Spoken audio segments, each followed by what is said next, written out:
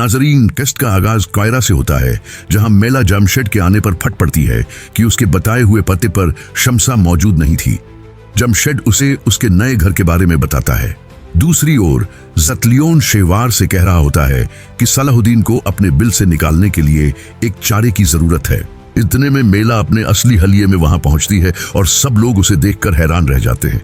मेला अपना असली तारुफ करवाने के बाद कहती है कि सलाहुद्दीन तक पहुंचने के लिए उन्हें शमसा की जरूरत है। ज़तलियोन उसका पूरा नाम सुनकर वह लम्हा याद करता है जब लुदगे ने उसे मेला से शादी की तजवीज पेश की थी। ज़तलियोन उससे इत्तेहाद करता है और शमसा का पता पूछता है। मेला इस शर्त पर शमसा का पता बताती है कि वह सलाहुद्दीन को खुद कत्ल करेगी। दूसरी ओर एफिसस सलाहुद्दीन को बताता है कि कायरो का चारों तरफ से मुहासरा कर लिया गया है। उर्फा के मायूस होने पर सलाहुद्दीन उसे तसल्ली देते हैं कि उनका रब जरूर बाहर जाने का रास्ता निकालेगा। थोड़ी देर बाद हम देखते हैं कि शमसा लैला और गुलजारा के साथ मौजूद होती है। इतने में दस्तक होती है और शमसा समझती है कि बाहर रोटी देने ताहिर आया है। दरवाजा खोलने पर उसे ज़तलियोन नजर आता है। वह दरवाजा बंद करने की कोशिश करती है, मगर ज़तलियोन पूरी कौत के साथ दरवाजा खोलकर अंदर दाखिल हो जाता है। वह ज़तलियोन को वहां से दफा हो जाने को कहती है तो ज़तलियोन उसे जोरदार थप्पड़ रसीद करता है। लैला कमांडर के हाथ पर काटकर वहां से भाग जाती है। ज़तलियोन उसे नहीं रोकता क्योंकि वह उसे सलाहुद्दीन की तरफ जाने वाला पैगाम रुसा कबूतर समझता है। दूसरी ओर कमील शमसा के घर के बाहर होने वाले मुहासरे की खबर काजी फजेल को देता है, जिसे सुनकर वह परेशान हो जाते हैं। शमसा ज़तलियोन से कहती है कि वह शैतानों से भी बड़ा शैतान है जिसे खुदा ने भुला दिया है। उस पर ज़तलियोन उसका मुंह दबोच लेता है। लैला दौड़ती दौड़ती उस सराय वाले के पास पहुंचती है। उसके पूछने पर लैला उसे अपनी माँ और शमसा पर टूटने वाली मुसीबत के बारे में बताती है। सराय वाला उसे सलाहुद्दीन के पास ले जाता है। सलाहुद्दीन लैला की बात सुनने के बाद घोड़े पर सवार होकर तेजी से सहरा में आगे बढ़ते नजर आते हैं। दूसरी ओर ज़तलियोन शमसा से गाना गाने को कहता है। उसकी बात न मानने पर ज़तलियोन गुलजारा की गर्दन पर खंजर रख देता है। यह देखकर शमसा रोते रोते गाना शुरू करती है, लेकिन गाना खत्म होने के बाद ज़तलियोन गुलजारा का गला काट देता है। शमसा यह देखकर रोने लगती है। थोड़ी देर बाद शमसा कमांडर का खंजर पकड़कर ज़तलियोन पर वार करने लगती है तो ज़तलियोन उसका हाथ पकड़ लेता है और गुस्से से उसे बांधने का हुक्म देता है। दूसरी ओर एक व्यक्ति काले लिबास में बिजली की रफ्तार से घोड़ा दौड़ाकर कायरो में बढ़ता चला जाता है। घात में बैठे तीरंदाज भी उसका निशाना नहीं लगा पाते।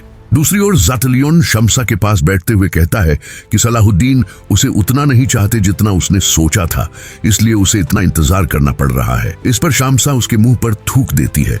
इसी दौरान एक सिपाही उसे घुड़सवार की आमद की खबर देता है। ज़तलियोन काले लिबास में सलाहुद्दीन की बजाय बलौन को देखकर हैरान रह जाता है। वह तीरंदाजों को कमाने नीचे करने का इशारा करता है। यह सब सलाहुद्दीन अपने साथियों सहित ऊपर खड़े देख रहे होते हैं। इसके बाद वह लम्हा दिखाया जाता है जब लैला की बात सुनने के बाद सलाहुद्दीन कायरो के लिए निकलने लगे थे, मगर काजी फाजिल ने उन्हें बड़ी मुश्किल से यह कहकर रोका था कि घर के बाहर चारों तरफ तीरंदाज मौजूद हैं। इजिप्ट की किस्मत उनसे जुड़ी है, इसलिए उनका जाना उचित नहीं। बहुत सोचने के बाद सलाहुद्दीन ने बलौन से वहां जाने को कहा था। बलौन के साफ इनकार के बाद सलाहुद्दीन उसे याद दिलाते हैं कि उसकी जिंदगी शमसा की मरहून मनात है, जब उसने लड़ाई रखवाकर उसकी जान बचाई थी। बलौन ज़तलियोन को एक औरत के पीछे छिपने से मना करता है और शमसा को बचाने के लिए आगे बढ़ने लगता है। तभी ज़तलियोन उसकी गर्दन पर तलवार तान देता है। वह बलौन से कहता है कि अपने भाई की तरह मुसलमानों की सहायता करने पर उसे जहन्नुम में जाना चाहिए। इसी दौरान वहां मौजूद सैनिकों को तीर लगते हैं और सलाहुद्दीन के सभी साथी उन पर टूट पड़ते हैं। बलौन भी सलाबी सैनिकों को काटता चला जाता है। दूसरी ओर कुड्स में लॉर्ड गे गंधम लेकर पहुंचता है। सब लोग उसके नाम के नारे लगाने लगते हैं। बलौन डर से अपनी बहन के गले से लग जाता है। अमरले उसे दाद देने के बाद लॉर्ड जॉन के नजर न आने पर उसके बारे में पूछता है। सबीला भी अचानक परेशान होने लगती है।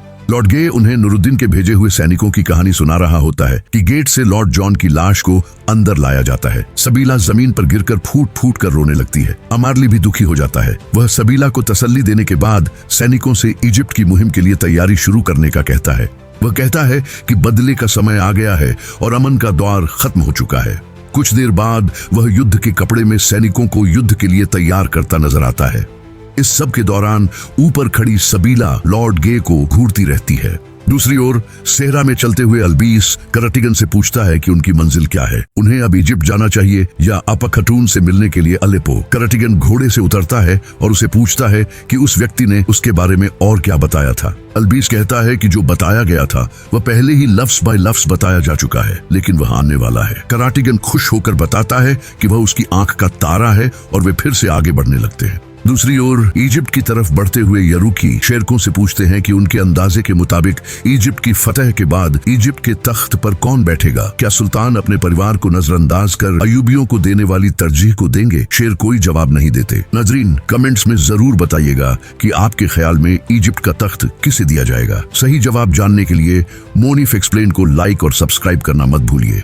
आपको सुल्तान सलाहुद्दीन अय्यूबी की सभी एपिसोड्स यहाँ पर मिलेंगी। मिलते हैं अगले एपिसोड में, तब तक के लिए अल्लाह नगहबान।